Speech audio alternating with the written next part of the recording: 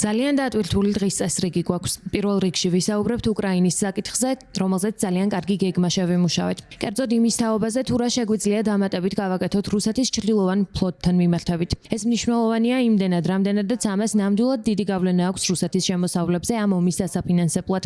რა თქმა უნდა, განვიხილავთ ასევე ბოლო განვითარებებს. ევროპელები მუდამ უჭერდნენ მხარს გრძელვადიან და მყარ მშვიდობას და მივესალმებით ყველანაირ ძალისხმევას ამის მისაღწევად.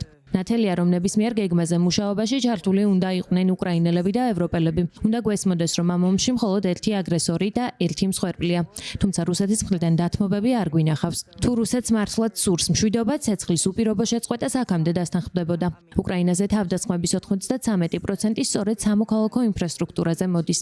სკოლებზე, საავადმყოფოებზე და საცხოვრებელ სახლებზე, რომ გამოიწვიოს მაქსიმალურად დიდი ტანჯვა. დღეს ასევე განვიხილავთ ახლო აღმოსავლეთს და ჩვენი მანდატების გაზრდის საკითხს. ჩვენ უკვე გვაქვს ევროპოლის მისია, რომელიც პალესტინელ მთავრობასთან მუშაობს. საუბარია რეფორმებზე და იმ გეგმაზე, რომლის ფარგლებშიც 3-დან 4,000-მდე პოლიციელი გაიწვრთნება. ჩვენ ვეხმარებით მათ ნდობის აღდგენაში და სხვა მიმართულებებით. ევროპა მხარს უჭერს ორი სახელმწიფოს პრინციპს.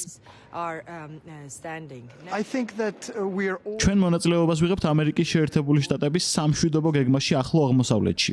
ეს გულისხმობს ჰუმანიტარულ ძალისხმევასა და რეკონსტრუქციას, ასევე მთავრობის ჩამოყალიბებას პალესტინაში, ასევე უსაფრთხოების გაძლიერებას პალესტინური პოლიციის გაწვრთნით. საუბარია 3,000 პოლიციელზე. ამ მიზანს მხარს უჭერთ და მზად ვართ ჩვენი მხრიდან გავაგზავნოთ ადგილზე 100 ფრანგი პოლიციელი. რაც შეეხება უკრაინას, დისკუსიები უნდა დაიწყოს კონტაქტის ხაზზე ცეცხლის შეწყვეტით. ეს კი მისცემდა შანსს მოლაპარაკებებს ტერიტორიების საკითხზე, ასევე უსაფრთხოების გარანტიებზე. ეს თქვით ჩვენს და პრეზიდენტმა ტრამპმაც და ვიცით, რომ უკრაინა ამაზე თანახმაა. ერთადერთი დაბრკოლება ამ მხრივ ვლადიმერ პუტინია. რაც შეეხება თქვენს შეკითხვას საქართველოზე, ჩვენი გზავნილი ქართულ ხალხთან ისაა, რომ ვაფასებთ მათ ძალისხმევას თავისუფლებისა და დემოკრატიის დაცვის გზაზე. რაც შეეხება ხელისუფლებას, მე რამდენჯერმე მქონდა შესაძლებლობა გავამეხატა ჩვენი ხედვები პირადად მათთან, ვისაც ეს ეხებოდა.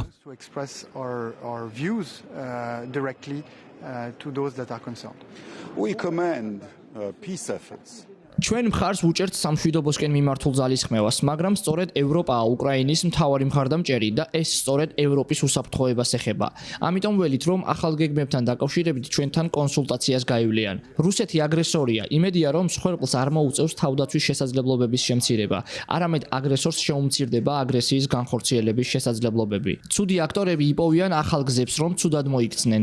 პოლონეთში მომხდარი საბოტაჟის შემდეგ ამჯერად მიზანი პოლონეთის მოქალაქეების მკვლელობა იყო და ამას ასე არ დავტოვებთ. 2-დან 3 ასაფეთქებელი იქნა აქტივირებული. მესამეს რომ ემუშავა მეტი პროპორციის ტრაგედიასთან გვექნებოდა საქმე. ჩვენ ვიცით რომ ეს ბელარუსიდან განხორციელდა. დამნაშავეები იდენტიფიცირებულები არიან. ისინი რუსეთის აგენტები იყვნენ. ამასთან გეტყვით რომ მე უკვე მივიღე გადაწყვეტილება პოლონეთში დავხუროთ რუსეთის უკანასკნელი საკონსულო გდანსკში. შევზღუდავთ რუსი დიპლომატების მიმოსვლას პოლონეთში და წლის ბოლოს $100 მილიონ გავუგზავნით უკრაინას შეიარაღებისთვის. და ეს ყველაფერი არ არის.